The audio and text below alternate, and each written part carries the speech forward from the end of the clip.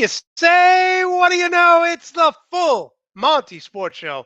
It is Tuesday, September 22nd, 2020. I am your host, Monte Perez, aka the Sports Whisperer. You can follow me on all sorts of social media on Twitter, Monte JP231, Facebook Monte Perez, and on Instagram, Monte Perez 2.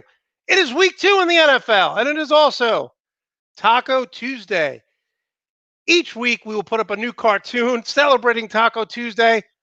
Someone once told me that if you go to a restaurant, you will never see someone angry eating a taco. And this is our goal for this show for the next hour. Our goal is to make you feel good, step away from your busy everyday life, and spend an hour with us, with my co-host Rico Graziano, who we're going to bring on in about 30 seconds. In about 25 minutes, Brad Ward is going to join us at Ward on Sports on social media. He does a tremendous job. He's going to be breaking down the Cleveland Browns, see where they're at this season. 1-1 after 2 weeks. They played the best team in their division, the Baltimore Ravens, and they probably played the worst team in their division, the Cincinnati Bengals with Joe Burrow. But let's bring on our lovely and talented co-host, Rico Graziano. Rico, how are you this Tuesday? I'm good. I wonder why I always get anxiety whenever you say the date. Everything else, I'm like, he knows that. But whenever it comes up to what today's date is, I'm always like, why do I feel that you're going to mess that up? I have no idea why. Maybe it's an issue I have. Maybe you've messed up that before in our past. But I don't know why I get that way sometimes. Rico, maybe you have zero confidence in me. Maybe that's it, which I don't blame you. In everything you say. Commercials, the whole bit. For some reason, the number of the date gives me anxiety. I'm always like. Okay, Rico, we have some business to take care of before we get to the show. First and foremost, I get a lot of emails after the show. And people last Tuesday, and I answer every one of them. Everyone who sends me an email, I answer them. I spend at least an hour. Yes, I answer. If you're going to watch my show, I'm going to respond to you. And this woman said, Rico is a 5 on Sunday. On Tuesday, he's an 8.5. Now, in all fairness, Rico, she does drink a lot on Taco Tuesday. Well, that sounds like my type of woman. So she says you're a 5 on Sunday, you're an 8 on Tuesday. How do you respond to that? I can't argue with her. When I wake up at 7:30 in the morning to prepare for the show, I'm a late preparer, even though I do prepare throughout the week. When you say things in your head, and then you actually are like, oh, wait, maybe I should do a run-through out loud to see how it sounds coming out of my mouth. So, yes, so on Sunday I am luckily a 5, but I've been told throughout my life I'm a solid 7. So she's pretty much nailed it. Okay, so that leads me to my second question. You definitely have a different vibe on Sunday than you do tonight on Tuesday and last Tuesday. So I got to ask you, Rico, are you in fact the Dark Knight? Well, if I was, would I tell you? No, but Rico, I mean, it wasn't 1 or 2 or 3. It was like 15 emails. Rico's so different at night. So, it makes me believe that you are the Dark Knight. Well, technically I kind of am, because if you know anybody who knows me, I shine. When the sun's starting to go down, I'm the second sun in the world. I shine at night. It's my time. Too bad now I got a kid, because at like 10, 11 o'clock, I'm on my game. But now I have nobody to be on the game with. Melissa's sleeping. The baby's sleeping. I got nothing. I'm walking around. Look at this, Rico. Look at this. See? This is somebody I could be friends with. Is this true? No. I'd be dressed probably much better. All right, Rico.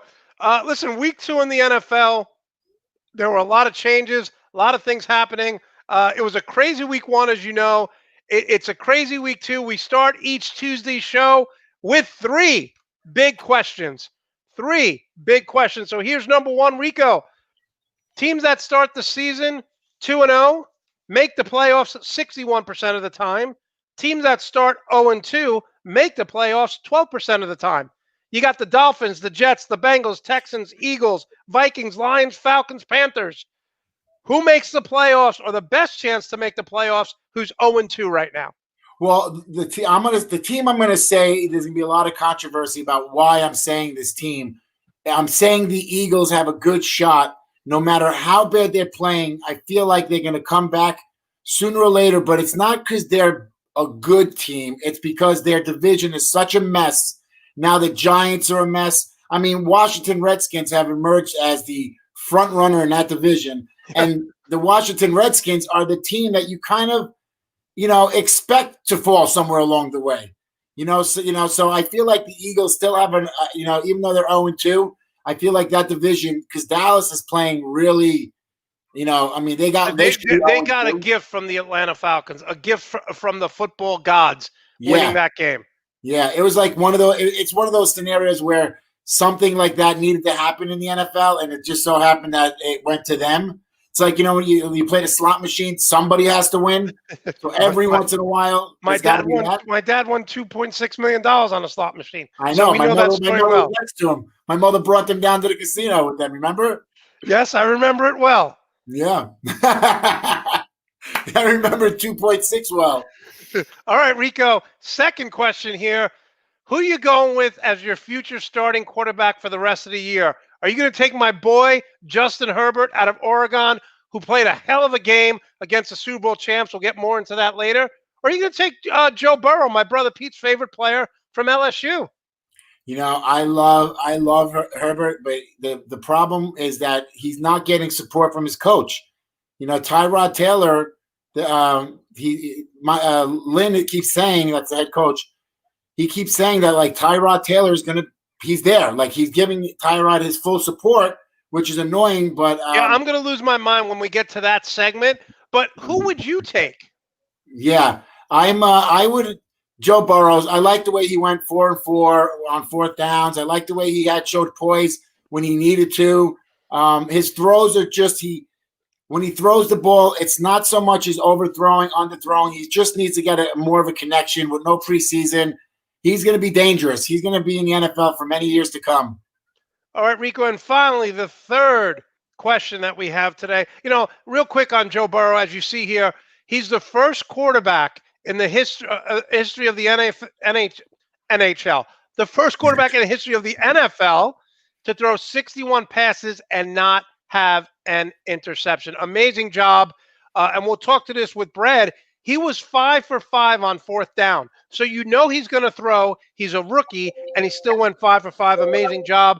Okay, I don't know why Adam Gase is smelling salt here before the game. Was he out too much the night before? But as far as I'm concerned, the Jets can't fire him soon enough. Rico, who's getting fired first? What coach? I think he's getting fired. I don't think anybody else is getting fired this year besides him. And knowing what I know about the Jets, he might not even get fired. The Jets just they don't want to admit when they did something wrong. They will burn the stadium down. They will do everything in their power before they have to do that. And I think this year they're going to be put in that position. I feel I always feel bad for somebody who gets fired. But if you're just incompetent, and, he's still in the battle. When you're a head coach and you're battling with your team to show dominance, it shouldn't take 2 years. It should take 6 games, getting rid of a bunch of, bad apples. He's the bad apple. So that's the problem. No, it's terrible. And someone said, the more money you make, the more talented you are, the less Adam Gase likes you. So, you look at Mike Tomlin, who knows how to handle stars, right? You look at certain coaches in this league who are Andy Reid. Andy Reid knows how to handle every superstar. Mike Tomlin from Pittsburgh, as we mentioned. Adam Gase is an absolute disaster, but it's the Jets. And again, my brother Pete watched 3/4 of that disaster this week on his tablet. I'm like, what are you doing? Watch a real game with me. He probably just doesn't want to spend time with me, but that's all. Yeah, why is he waiting? He didn't want to spend time. That could be a big thing. I was a little bit more upset about why he's wasting the electricity and his battery on his iPad. Okay, Rico. Injuries: Shaquan Barkley, New York Giants, torn ACL. Nick Bosa, 49ers, torn ACL. McCaffrey out 6 weeks. Cortland Sutton, the Denver wide receiver, out. 7 torn ACLs. Do you think this has something to do with lack of preseason? No, I don't. I don't think the ACL is something that is, that you can get warmed up or prepared. It's, a tendon and the whole bit. And I don't think there's stretches. If anything, San Francisco 49ers were complaining about the turf at Giant Stadium. Well, I'm sorry, at MetLife Stadium. It used to be called Giant Stadium. Yes. But MetLife Stadium, and, you're playing on turf all the time. So if you're a coach and you see something a little wrong with the turf, you know if something's wrong. You know what I'm saying? Like, so it may be a turf issue or what their cleats. I'm not sure, but this is the most. I mean, 2 in a weekend used to sound crazy. Like, we had 7 this weekend. But Rico, when you're snorting on the sideline like this shows you're not paying attention to the turf. I don't know. What is he, Lawrence Taylor from the 80s? All right, Rico, the NFL fined 3 coaches this week. Denver's Vic Fangio, Seattle's Pete Carroll, Kyle Shanahan. I think John Gruden's going to get fined this week. They all got fined $100,000. Their organization got fined $250,000 for not wearing a mask. How do you feel about that? Well, those are the rules. I'm the type of guy when the rules are the rules and we all have to follow them. If you get fined, Rico, hold up, Rico. Did you just say you follow rules? You make your own rules and you break them. What the hell are you talking about? Well, that being said, I'm just saying, for other people, the rules are the rules and you need to live by them. They're not some guy from New Jersey. I mean, I guess Adam Gase can get away with it. He's technically playing in New Jersey. But when you're the rest of the league, see, look, he's from Jersey. That's what you can do in Jersey. Look at his response, like I'm in heaven. Yeah, and he throws it. Doesn't even talk about not recycling. So I'm fine with them getting fined. Look, you got the NBA's in a bubble. The NFL isn't. You got to take precautions, especially now. Flu season coming. Coronavirus is not going away anytime soon. Well, the question is are they going to start going after players, like after the game, hugging players from the other team? You know how they do their little – that hasn't changed. That's the same as last year. After the game, it should be, go to your locker room. Stay on your side of the field. Let them stay on their side of the field. So you're finding coaches $100,000 for taking their mask off, but you're letting the players go on the field and hug each other after the game. So, I don't know. Listen. The thing that people are saying is that everyone who's on the field has been tested already. So, but it takes a while. So you get tested Saturday night. You could do something Saturday night, and you might not show effects Sunday, but you got to take precautions. So those are the 3 big questions we ask every week. Now we're going to break down every game this week. If you live in Los Angeles, if you live in Florida, if you live in New York, if you live in Chicago, if you live in Wisconsin, we got you covered. I'll start it off. San Francisco 49ers, 1-1, beat the 0-2 Jets. Listen, 31-13, like I said, my brother Pete watched this game for 3 quarters. I don't know how he could do that. Adam Gase has coached 18 games with the New York Jets. In 12 of those games, they've been outside. In 12 of those games, they have not scored more than 20 points. Adam Gase, somewhere, somehow, some way, is considered an offensive guru. But I don't think people know what that term means anymore. Because if you coach 18 games in this NFL where everything is favored towards the offense, they have changed over 25 rules in the last 5 years to help the offense score more points, be more exciting. 12 out of 18, they have not scored 20 points. Adam Gase is a joke. Look, for San Francisco, it's real simple. They're going to be without 9 starters this weekend. That's 40% of their lineup they're going to be without due to injuries. And this isn't even COVID yet. It's just injuries. But I still think they're good enough to beat the Giants. That's a whole other story. Rico, give us your take on this game real quick. It was a game that I kept – every time I turned it on, I felt like they were carting somebody off the field, and it just – I know an ACL injury, these guys, it's a year. From the day the surgery's over, it is a full year of like every day working out and getting prepared. And it just, it breaks my heart because I couldn't do something for a year straight besides breathing and eating. I mean, technically, that being said, I have kept a kid alive for 2 years.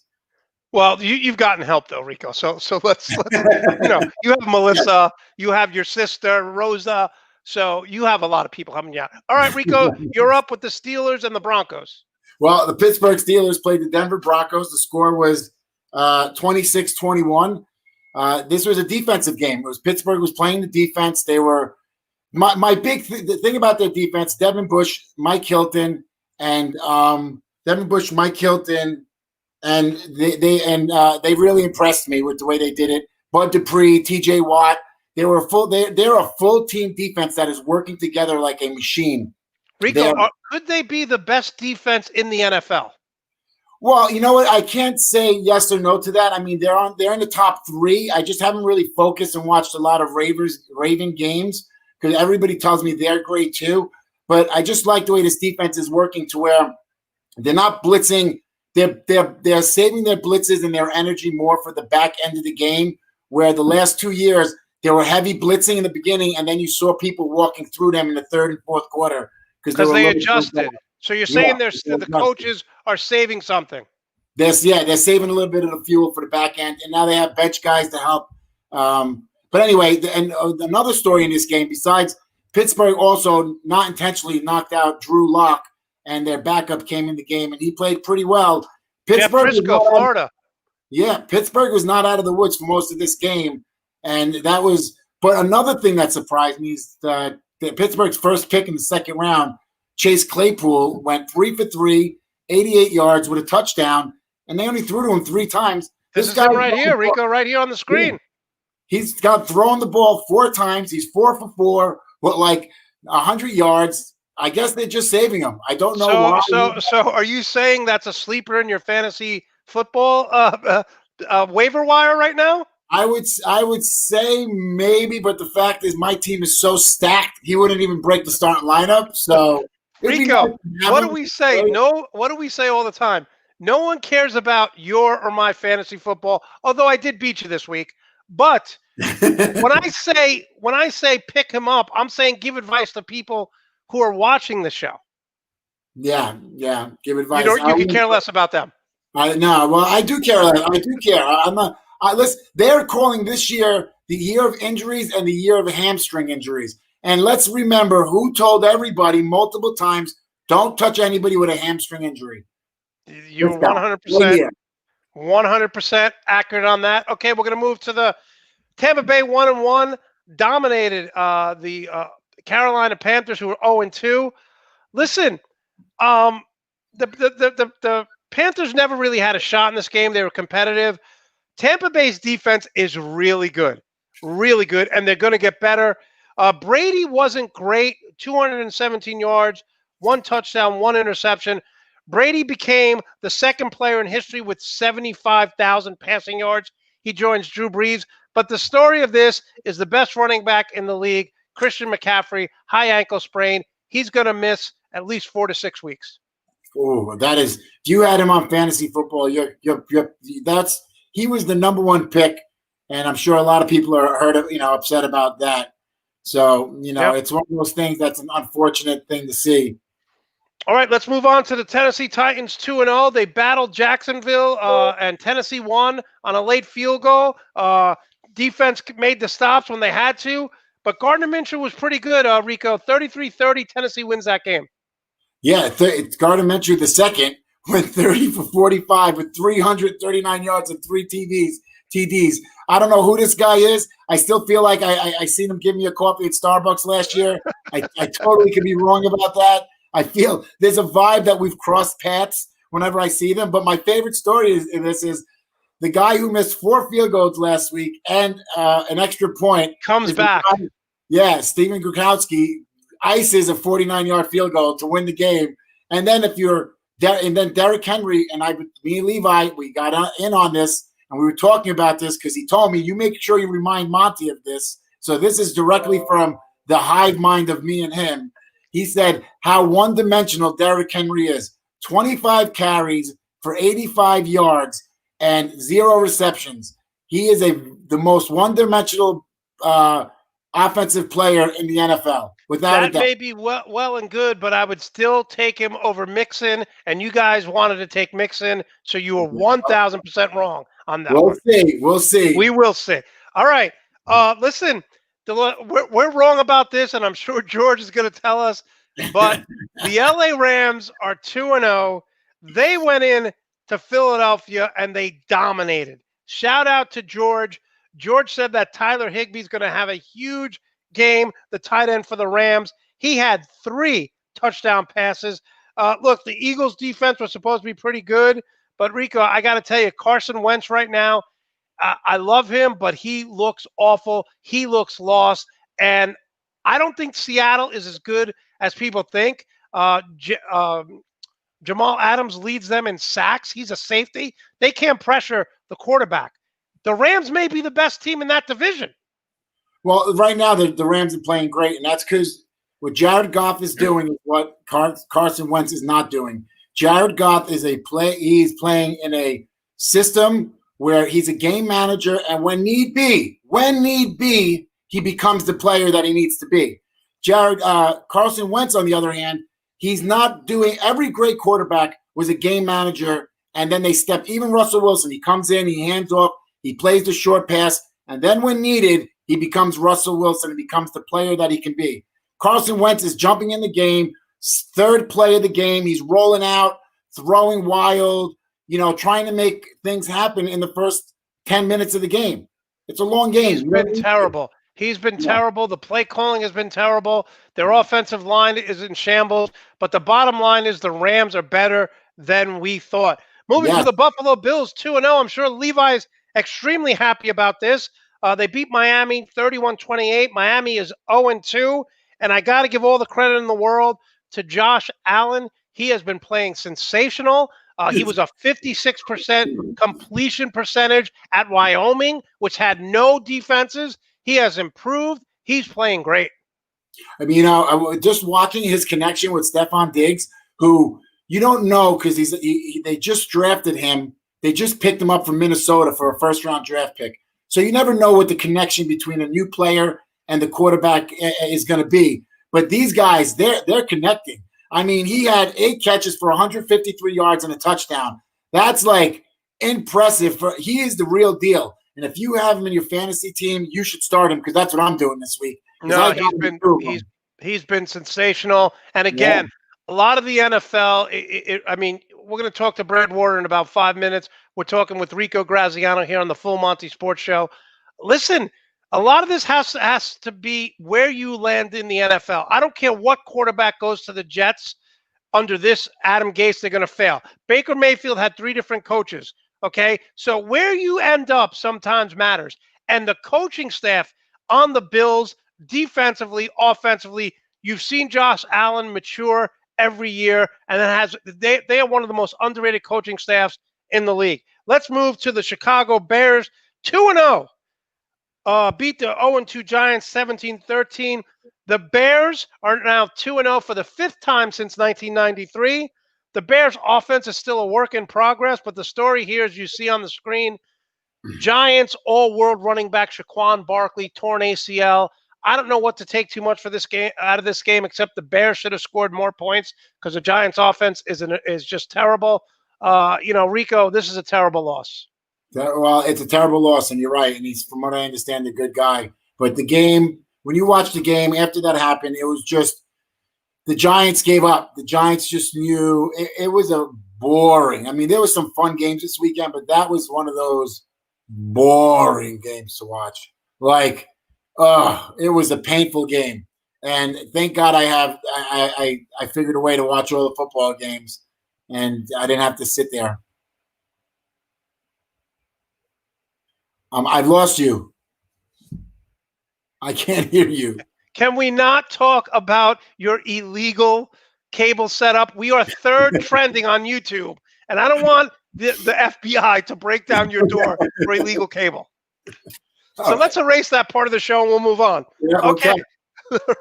Rico, I told you this is the only game you lost this week. I told you the Colts were going to dominate Minnesota, and they did. 28-11. The Colts are 1-1. Minnesota's 0-2. Minnesota's an absolute disaster. The Colts manhandled, physically dominated both sides of the ball. I mean, Kirk Cousins from Minnesota, their quarterback, the quarterback from Minnesota, Kirk Cousins, threw for 113 yards. When you told me last weekend on Sunday, on this past Sunday, that he's that bad, I could not have fathomed that he would play that bad. I mean, it was, I can't even, Dalvin Cook, their starting running back, 63 yards, 63 Terrible. yards. Terrible. I've seen guys break that off in one play. No, listen, there's something wrong in Minnesota. It has a lot to do with Kirk Cousins, and the Colts dominated like I thought. In the weirdest game of the week, the Dallas Cowboys 1-1 come back to beat the 0-2 Atlanta Falcons 40-39. The Falcons were up 29-10. They got outscored in the second half 26-10. I love Calvin Ridley, 7 catches, 109 yards.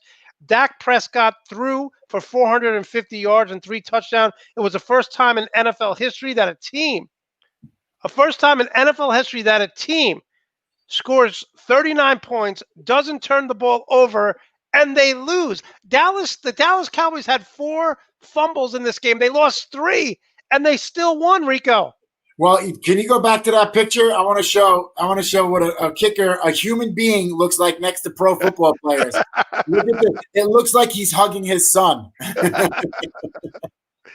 No, that game was crazy. But Rico, some positives out of this, Rico. How good is Calvin Ridley, the wide receiver out of Alabama? Oh, he's made it into my grace. I have him on 3 of my teams, and me and Levi were so high on him because we were like, Julio's getting double teamed, this, that. Matty Ice, that's what we refer to Matt Ryan, the quarterback for Atlanta. His new nickname, I don't know where it came from, but Matty Ice, baby. He pulled it off. I mean, they didn't win. No, but they're a fun fantasy football team. They are. They're a really fun fantasy football team. All right, Rico, we have about 5 minutes left before we get Brad on, so let's just go through these. Listen, the Ravens won. They beat Houston 33-16. I think they were overlooking this game because they were playing the Texans, and they play Kansas City next week. But I want to move to Arizona. I think Kyler Murray, he played 2 great defenses, San Francisco and the Washington football team. And he's so small, Rico, but he throws such a beautiful ball. You can't hit him. He always slides. I think a lot of that has to do with his baseball background, a lot like Russell Wilson. But am I crazy for saying that Kyler Murray could be the MVP this year? Well, right now, 2 games in, he's totally a contender. But there's like 4 quarterbacks you could say that about. But he's Drew Brees 2.0 when I look at him, when I watch him. Well, but he runs. Drew Brees never ran. Drew Brees used to run in his first few years, and then he got 20 years in the NFL, get a few dings and stuff like that. All right, let's move to this game. Kansas City Chiefs over the Chargers. Chiefs are 2-0. Chargers, 1-1. I thought Justin Herbert played great. And Rico, I'm going to let you get to this, but Herbert was 22 of 33 for 311 passing yards, 1 touchdown. Look, he had a bad interception, but here's what I'm going to say. This is a kid who's special. He's Big Ben. He's 6'5", 235. He knew 5 minutes before the game that he was going to start and play the Super Bowl champions, the Kansas City Chiefs. He played a hell of a game. He can run. He can throw. He's got grit. He's got confidence. And what does the coaching staff, Anthony Lynn, say after the game? Tyrod Taylor will start next week. What the hell are you doing? What are you doing? First of all, it's 4th and 1 in overtime, and you punt to Patrick Mahomes. You played not to lose instead of playing to win, and now you're telling me that you're going to put a journeyman at quarterback instead of the kid from Oregon who's going to be the future. What the hell are you waiting for? In life, you should never be. He's like, well, he's not ready. He's not prepared yet. In life, if I get the job at ESPN tomorrow, am I 100% prepared? No, there's going to be things that come up, but I believe in myself. I work hard, just like Justin Herbert does. I'm not comparing him to me, but I'm saying when you get the dream job that you should have, you should never be 100 prepared. There's always things going to come up. Let the kid learn on the job. Okay, Rico, there's my rant. There's my rant. Now I agree. I agree with everything you said. Very rarely do I agree with you. I don't know why he's doing that. Maybe he sees flaws in his game that if a team got to watch full tape, that they would take full advantage of. And maybe he's trying to fix those flaws that I didn't see. But Anthony Lynn's a great coach. So I don't know why. I mean, but is he a great coach? What does he want? What does he want? hold on. But that being said, he was up in Buffalo and Tyrod Taylor was up in Buffalo. So these guys got a little bit of a weird relationship going on to where Anthony Lynn's got 50 quarterbacks to pick from, and he decides to bring in Tyrod Taylor, because he was offensive coordinator, I think, in Buffalo when Tyrod Taylor was up there. So there's a weird relationship happening with those two men that I don't understand why he's putting his chips all in on him. Okay, George is obviously taking a shot at Marcus Mariota, my boy. But George, let me remind you, Dan Fouts is from Oregon, and Dan Fouts, Hall of Fame quarterback, George. So I'm going to remove this comment because it is disrespect towards Mariota. Somebody got removed. Comment removed. two more quick comments, then we're going to get Brad on. Rico, listen. The Cam Newton experiment is working. He's got more touchdown passes, more yards than Tom Brady. They went into Seattle. They played a hell of a game. They had a chance to win. Russell Wilson, my friend Andrew won her fantasy football because she started him. He had 5 touchdown passes. But talk a little bit about Cam Newton and Bill Belichick and how good this team can be. Well, I was talking about it yesterday with somebody, and they pointed out their offense hasn't changed. Their offense hasn't changed much. They just installed a Cam Newton, and removed Tom Brady and let him run. And it's actually given them a different dynamic. Extra. It's given them a second level that they didn't have last year. That I'm sure Belichick wanted last year. That's why he thought Tom would go gracefully, and he was wrong. So he had to eat another year with him. And I like him, but he's going to do what he does every year, and I hate to say it. He's going to run until it stops working, and then, that's how he gets hurt. There's going to be a game coming sooner or later where it's going to be a dumpster fire, and he's going to throw interceptions, run, try to do it himself, and and I'd like to see what happens when Belichick sees his caged animal run out, break out. All right, Rico. Finally, listen, I'm going to say this. And my brother's not going to like this. My friends are not going to like this. Chris Rosebaglu, who's been on our show, who covers the Saints. Drew Brees is a shot fighter. He cannot throw the ball more than 30 yards down the field. Derek Carr outplayed him. First of all, your boy, I know you love Darren Waller, the tight end, had 12 catches for 103 yards. But Drew Brees cannot throw the ball more than 30 yards down the field. It's time to bring in Taysom Hill and let this kid be the starter. Now, you may say, Monte, you're crazy. He's so accurate. They're without Michael Thomas. Derek Carr outplayed Drew Brees. End of story. Well, Darren Waller, it may not sound like a lot of yards, but the majority of his catches were for third down, first downs, which makes it amazing. They just outplayed them. Their defense couldn't do nothing. And to say that you can't drop Drew Brees after one game. It's not one game. They lose in the playoffs because they can't throw the ball over the top. And that's why Kamara has struggled over the last 6-7 games running the ball. They put 8 guys. Even Michael Thomas is not a breakaway guy. He's a 15-yarder and in guy. So I'm done with Drew Brees. I'm done with him. Well, at the end of the day, it's a 10-yard game, isn't it, Monty? As long as you keep getting 10 yards within 3 plays. Yeah, no, listen. Tom Brady has lived on that for years. And that was our NFL roundup. We broke down every game for you. And listen, I'm going to say this because it's a great compliment. Ed Orgeron, the coach of LSU, is a perfect fit for that city, for that school. I've been following Brad Ward now. I lived in Cleveland. I lived in Westlake for about a year. And I visit there often. I don't know what it is about Brad, but he is a perfect fit to cover the Cleveland Browns. His passion, his intensity, what he brings. He posted something on Twitter the other day. He was breaking down film. I mean, he's everything that Cleveland Brown fans should know and love. Let's bring him on. Brad, how are you today? I'm excellent. Thanks for having me back. I've been excited to come back on. I knew you were going to be excited about your boy Herbert. As soon as I was thinking about you, as soon as he played the other day, I was like, man, he looks good. And let me tell you, I can speak from experience about the Tyrod Taylor experiment in Cleveland. It doesn't work. It doesn't work. Listen, he's a game manager. I agree. Now, listen, I don't mean to call out Rico, but Brad, you were on my show once, and you sent me this beautiful T-shirt.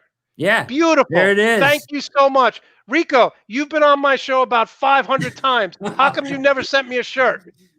Well, let's talk about what the shirt says. All eyes are on Cleveland. Now, did he send that to you 3 years ago? Last year? When did he send that to you? He sent it to me the day after he was on my show a few weeks ago. Okay. So you know what? That's nice of you. I'm a double X. 2X. Don't send them one. That's the name of my podcast. That's why. I know. I'm already playing around. I'm joking with you guys. Brad, it's a great shirt. Really appreciate it. So let's get to your passion right now.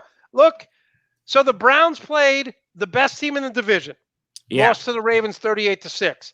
They played the Bengals, arguably the worst team in the division, won 35-30. Yeah. What are your thoughts in the first 2 weeks of this season right now with the Cleveland Browns? Well, it's been a whirlwind because, I mean, it was a turnaround in 4 days? For Stefanski, I mean, first-time head coach, you go out, you get the doors blown off. I mean, they had a chance to have it stay in the game until like the second quarter, and there was a series there. I don't know if you saw the game, but on a third down, they were down in the red zone. They were going to cut it to a one-possession game towards the end of the half. Odell drops a 3rd and 2 pass right in his hands. They missed the field goal, and Lamar Jackson goes straight down the field and scores in like 60 seconds to go up 24-6 into halftime. And that was all she wrote. And the second half was just garbage time. I mean, it was over. Then they got to turn around and go Thursday night, basically 1 day work week, and play the Bengals. And Baker Mayfield looked like a completely different quarterback. Now, two ends of the spectrum there, but he really, really struggled. Like, it was the Baker we saw last year against the Ravens, no doubt. He couldn't pull the trigger. The answers were there. He couldn't get off of one side of the field to the other. He was, staring down his receivers. The guys are open. He's not pulling the trigger. It looked all the same as it did last year. Thursday night, it was totally different. He was, they changed some things up for him. They moved Odell to the other, kind of made him his second or third read in his progression so that he didn't have to stare him down. He knew he would be there in his progressions. And there wasn't that pressure to get him the ball. They set him up early on that, stop and go for the big play for him to get him to touch early. And everything kind of went well in that game script. A lot of what Stefanski's offense does, Monte, is it is predicated on them being in a close game or ahead because everything looks the same. They want everything to look the same. Are they going to run? Are they going to pass? We don't know. But when they're behind and they got to play from behind, it's all on that quarterback's arm, and Baker wasn't ready week 1. Now, he looked completely different week 2, so we'll see what happens. It's kind of a middle ground here when they play Washington week 3. Well, that leading right into my next question. Okay, so Nick Chubb, 22 carries, 124 yards. Kareem Hunt, 10 carries, 86 yards. Here's the secret to winning if you're the Cleveland Browns. You rush the ball 40 times. You give Nick Chubb, you give him 25 to 30 carries. You give Kareem Hunt 10 to 15 carries.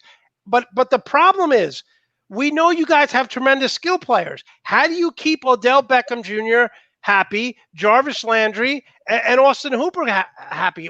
What's the formula here? Because on the outside looking in, you got to run the ball 30 to 40 times with those two stud running backs. You got to win. You got to win. If you win, everybody will be okay. The whining and the issues come out when you start to lose, right? So if the way I see it, like Odell kind of got off, right? 74 yards, a touchdown, just 4 catches, but still, it was a big play. It was good to see. It relieved some of the pressure that everybody's talking about between him and Baker, which is all manufactured, right? So the problem here is that basically only one guy is really going to be able to get off in this game script with the running backs, right? So one week it might be Landry, one week it might be Beckham, but if they're winning, I feel like they can live with that. It's when the losing comes that becomes an issue. Rico, you got the next question for him? I got to tell you, I feel like if I ask you about any team in the NFL, I'm going to get this type of in-depth analysis. It's great just to listen to you. I'm like, wow, he knows what you're talking about every single facet of this game. It's great to hear it. That's awesome. Thank you, Rico. Okay, I want to ask a question also about, the defense. First, I'm a Pittsburgh Steelers fan, so I get to see a lot of the Browns, and I've watched for years, and I have family members who are Browns fans, and just watching them for years, I'm like, oh, I want them to win. I want to not beat Pittsburgh, but I want to see them win. Just because as a Browns fan, I think, like the bar was set so low at one point, I feel that a win was just like a Super Bowl win. But now it was literally it swung the other way completely to where, last year people were betting on them to win the Super Bowl. But you talk to me about this defense. I mean, they let up 30. They let up what was it? 38 and 30 points. Yeah. And then, letting Joe Burrow go 4 for 4 on fourth down. Like if this was like a tight game, that's like big. To me, Brad, I'm going to add to what Rico said. I mean, Burrow went 5 for 5 on fourth down. And what's so disturbing to me about that is you look at Joe Burrow, he's a rookie. They know he's going to throw. It wasn't, I think 2 of those times they had an empty backfield. So it wasn't like, they were going to hand the ball off. He went 5 for 5. You got to get pressure on him. The Bengals offensive line is not that good. He got beat up. Let's be real. I mean, he got beat up. I mean, he's been hit 22 times in 2 games. He has. He got beat up. Myles Garrett had like 9 pressures and a sack fumble. I mean, and he got crushed on that play too. They were getting some pressure on him. Now, they dropped back and threw it 60 times, guys. You think that was in the game plan for him to throw it 60 times? No. What happened to Joe Mixon? Joe Mixon is a hell of a back. They completely went away from the run game. So what the Browns are doing on defense, it's real vanilla right now, right? Because they're running the Seattle cover 3 patented Seattle defense, right? And there's a lot of nuances to that. It's a rules-based defense. These guys that haven't played in it, they don't know it yet, right? Like it's very, very, it takes a long time. It's a lot of communication. So it's real vanilla, right? And they're waiting and depending on their front 4 to get to the quarterback a lot. They finally started dialing up some different kind of pressures and some exotic looks in the Bengals game, but there was none of that in the Ravens game. It was almost like a preseason game. Like they totally look like if you watch the Ravens defense on tape and then you watch the Browns defense on tape, it was like 2 different, it was like a JV team and a varsity team, right? Like they just aren't there yet because it's a first-time defensive coordinator. He's putting in this defense that has all these rules, right? And what that defense does, though, is it takes away the big play and it takes away your run game. So what they're going to do if the rookie quarterback is make him work it down the field, and that's what they did. They made him throw it 60 times. There was no big plays. Make him go on 15-play drives. What are the chances that he's going to make a mistake? I mean, it doesn't happen that often in the NFL. The good teams strike fast and hot, and Brad, you're bringing up great points. You're saying, he threw 61 passes, but it took a long time to score. Cleveland was always ahead. My only thing is 5 on 5 for fourth down. At what point you got to stop them there? You're totally right. And the defense, don't get me right, I'm not saying the Browns defense is good by any means at this point. I'm just saying that the scheme served its function in that game.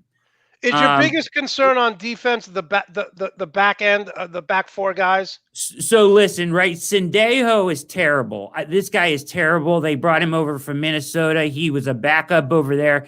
And then they lost, they've been hit with a rash of injuries too, just like everybody else.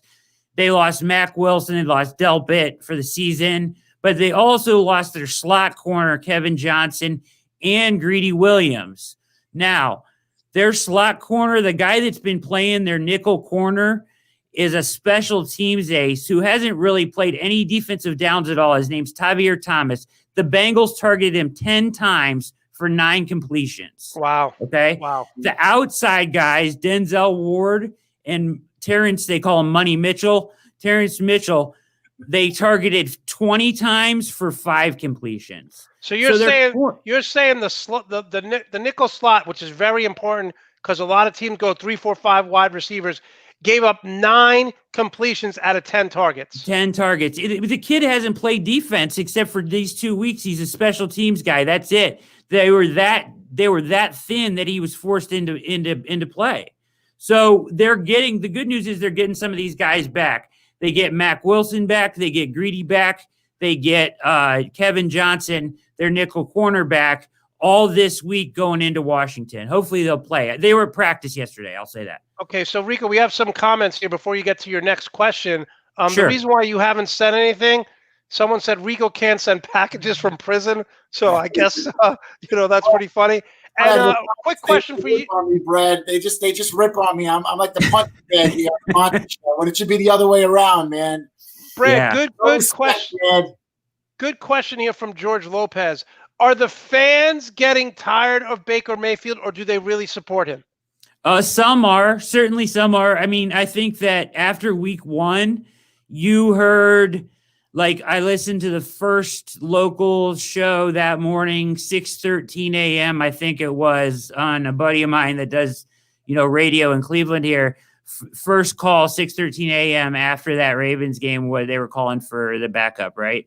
And that's just the way it is, though, in the NFL. If you're realistic about it, I don't think that you can even think about pulling Mayfield. You got to let him see this year out. I told you last time I wanted to have him get a chance, maybe 2 years in the system, because he's had 4 offensive coordinators, 4 coaches in 3 years. That's unheard of, right? Yeah. So, but he has looked bad. He looked much better against the Bengals. Now it's the Bengals, right? It's the Bengals. So you can but it is an NFL team, and he did look good. He got rid of the ball. He got off his reads. He looked much better. Now that game script is a lot different. So let's see if he gets down 14 points. Can he overcome that? Because that's what it's going to take, is for a quarterback to overcome that deficit. That's when you'll know if he's the guy or not. Yeah, Rico, before you get to the question real quick, they're talking about Philadelphia Eagle fans. They're talking about benching, Carson Wentz, and they have Jalen Hurts. And you just talk about Lincoln Riley, who's the head coach of Oklahoma. He had Baker Mayfield, Kyler Murray, Jalen Hurts. I hope the Jets will reach out to Lincoln Riley. But yeah. I'm just wishful thinking because the Jets are so incompetent. They won't. I don't know if you saw this, Brad, but I'm going to post it one more time. This was before the Jet game. No, I saw it. It's crazy. You saw him snorting the smelling salt? Well, that's what supposedly he said that was going on when he looked like he was cracked out at the interview, right? Yeah. Right? I used to have that. I got rid of that. What? I mean, that was crazy. Like smelling salts. I don't know. Maybe snorting. There's something. Right. I don't know if it was smelling salts, but. All right, Rico. You know what I got to say I loved about that game was that the Browns were showing Joe Burrow. There's a few times they hit him where it was kind of one of those moments where I was waiting for the announcer to say, "Welcome to the NFL." Yeah. They hit him clean, but they hit him hard. I got to get it. He got up, but you guys gave him a little, he definitely went to the jacuzzi after that game to get his muscles done. But Brad, let me ask you a question. What are the 3 key things going forward to play the Washington team? What is it called? The Washington football team. The WFT. What the WTF? WFT. It's like, what do you know? I know. It's hard. I've been watching them for so long. It's my mouth has a problem saying it. So yeah, it's got no flow. So what are your three key things you guys need to win? Oh, well, I mean, honestly, I would go right back to what Monte was saying at the beginning. They got to run the football early and often. You know that Stefanski will dial up a shot play early to try to take advantage of play action and maybe strike early because you want to play from the lead. Yeah. This is a good. This is a tough game because let me tell you something. That Washington football team, Their defense with Chase Young and others, first they can stop the run. They're very, very physical. I mean, I watched the Arizona game, and it's a different type of offense predicated on Kyler Murray scrambling around. But this is a game that you can't take this game lightly. No, you can't. Now their front four is legit. You're right. Their front four is some monsters up there. Now there is some weaknesses in the secondary. Now it'll be a really good test for the Browns offensive line, who so far at this point, Pro Football Focus has is the second best offensive line in the NFL. So that would, because they went out and got Conklin, they went out and got Wills, so they filled those holes. And so far they've been really good. They've been dominant. Even in the game against the Ravens, they still ran the ball on them. They still were gashing them in the run game early. They just fell behind and had to abandon it completely. So this is a test, right? That front four will be a real test for them. The secondary, though, I think there's some matchups they can take advantage of. If they can get a lead, you follow that same script. You just keep running it, play action. As long as that defense has to worry about both the run and the pass, then the Browns are going to be okay. It's when they fall behind and they can focus on one thing in that pass game that they get in trouble. Yeah, listen, I really think that Baker Mayfield should become the master. Tony Romo was great at the play action, hiding the ball. If Baker Mayfield can get those linebackers to come up, throw it to the tight end, throw it to Odell Beckham Jr., give us your prediction for this game. Do you think the Cleveland Browns come out on top? I do, but I think it's a close game. I think it's going to be a really close game. So I think the spread is what? I want to say 7, I think. Yeah, I think it opened up. Yeah, I think it's down to 7 now. So if it's 7, I don't think they'll cover, but I think they win. I think they'll split the uprights there. So I think the Browns will win, but maybe by a field goal.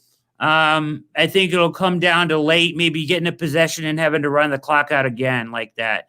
It's -7 right now. So, yeah.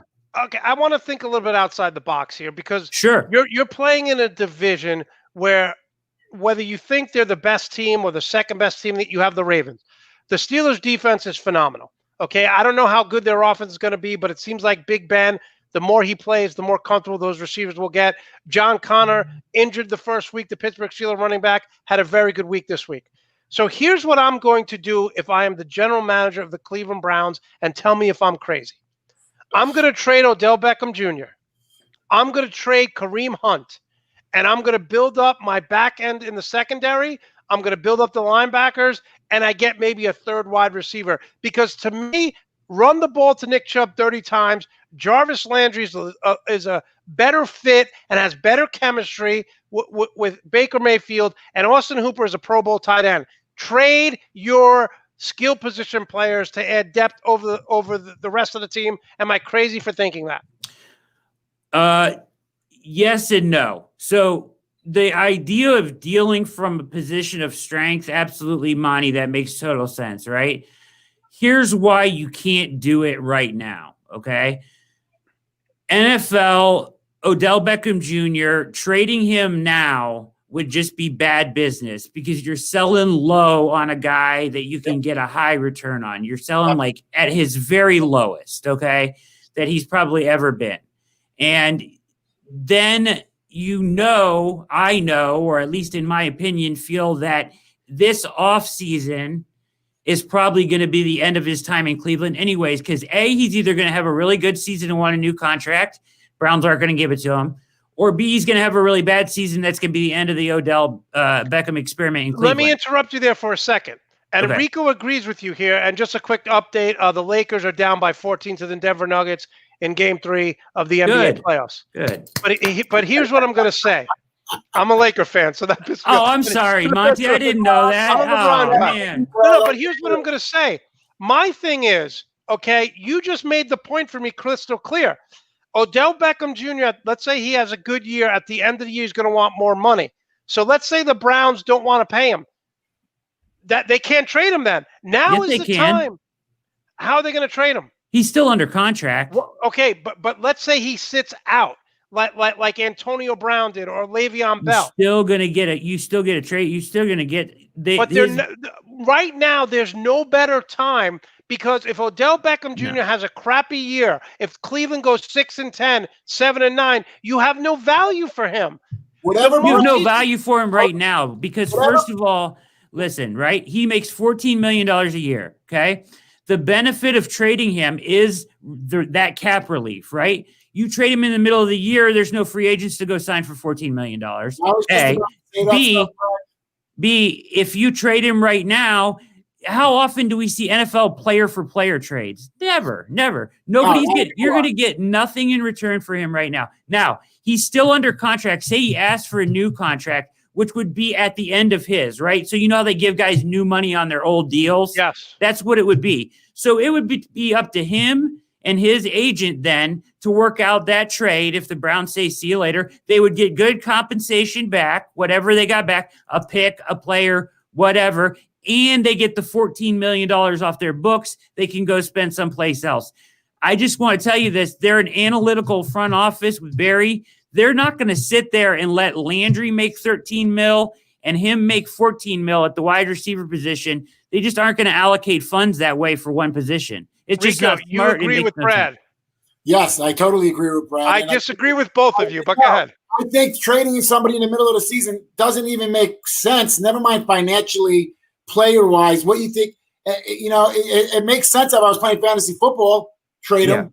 But in the real world, that's not. It's.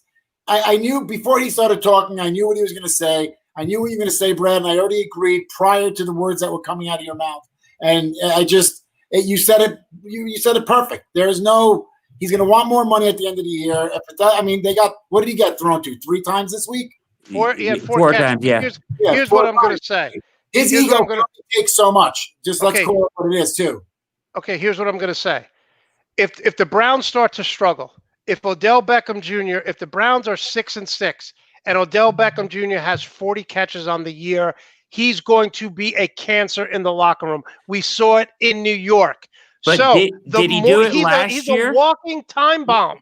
But did he do it last year? They were 6-10 last year. Did he make a ruckus last year? Well, also, I agree. You know what? He didn't make a ruckus last year, and I don't think he'll do it this year because he knows no team's going to want to pay somebody premium, top dollar to have a pain in the butt coming in their locker room. They want to see a guy who can handle himself under these circumstances. So I don't think he's going to be a problem in the locker room. Anyway, loud enough that the press gets a hold of it.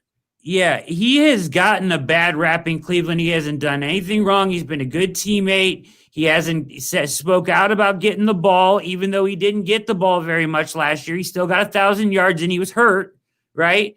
Let's see what happens this year. I'm not ready to give up on him week 2.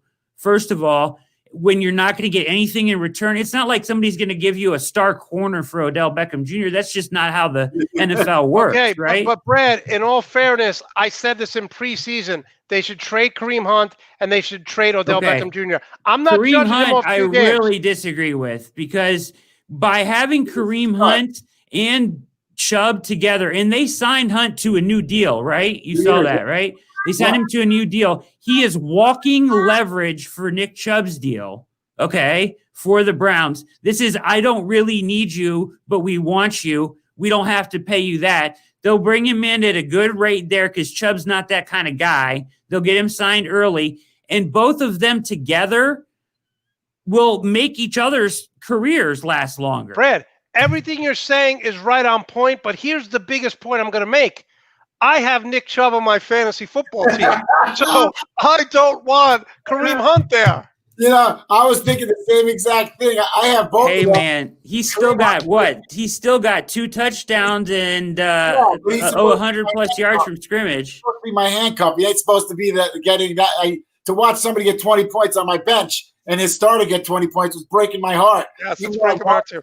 All right, Brad, we love having you on. Like I said, you are perfect for Cleveland sports. You are a star on the rise. We'll have you on. Again, how can we follow you? How can we support your career?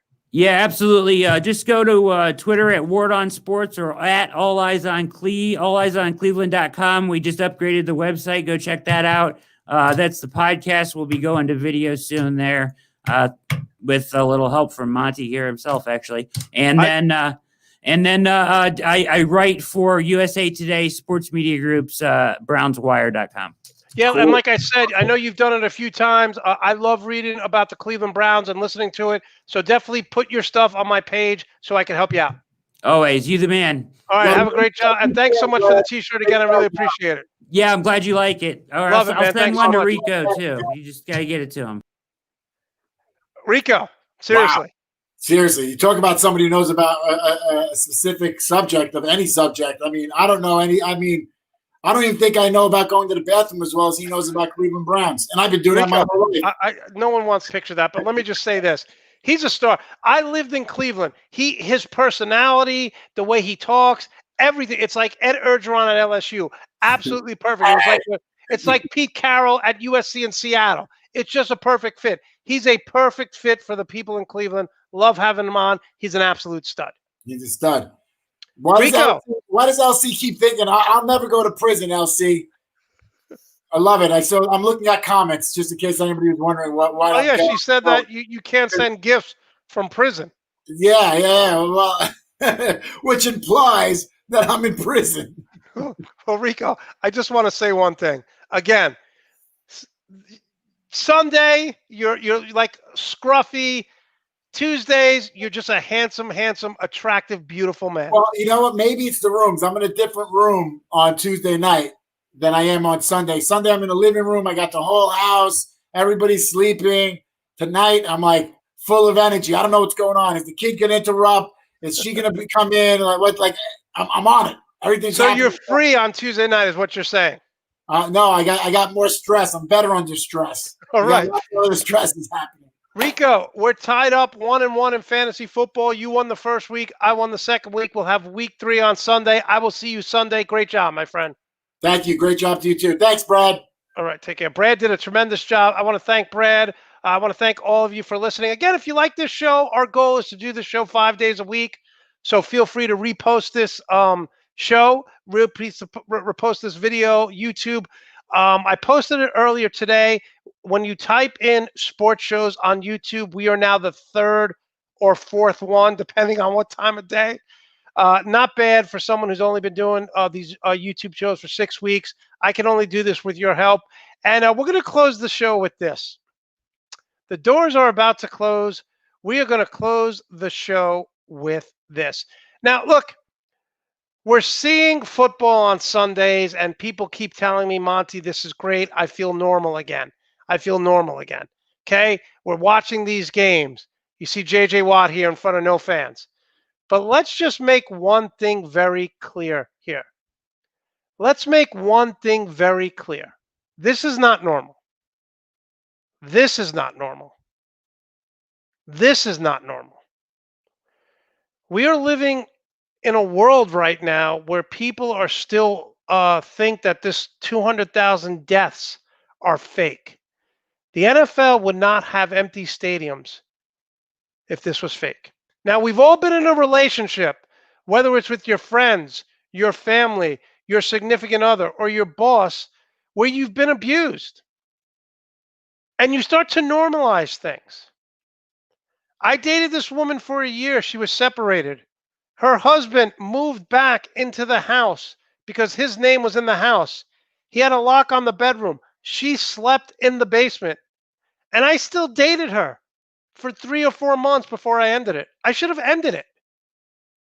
But you make excuses for normalizing things. We love football, but this is not normal. This is not normal. Okay?